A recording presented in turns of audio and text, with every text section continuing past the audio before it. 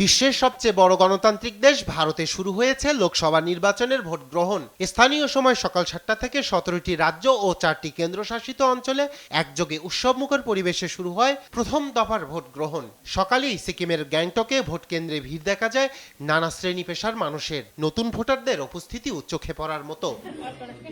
7 দফা ভোটের প্রথম দফায় 17টি রাজ্য ও 4টি কেন্দ্রশাসিত অঞ্চল সহ সব মিলিয়ে ভোট হচ্ছে 102টি আসনে। প্রথম দফায় সবচেয়ে বেশি লোকসভা আসনে ভোট গ্রহণ হচ্ছে দক্ষিণ ভারতের তামিলনাড়ুতে। বাংলাদেশের পার্শ্ববর্তী রাজ্য পশ্চিমবঙ্গের 42টি আসনের মধ্যে দার্জিলিং, কোচবিহার ও আলিপুরদুয়ার এই 3 আসনে চলছে ভোট গ্রহণ, যেখানে তৃণমূল কংগ্রেসের সঙ্গে কেন্দ্রের শাসক বিজেপির মূল লড়াই।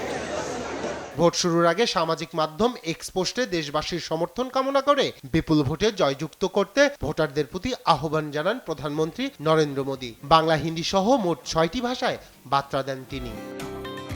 দক্ষিণ এশিয়ার এই দেশটিতে জনসংখ্যা 140 কোটিরও বেশি, যেখানে ভোটার রয়েছেন 96 কোটি 90 লাখ, তরুণ ভোটার 1 কোটি 80 লাখ।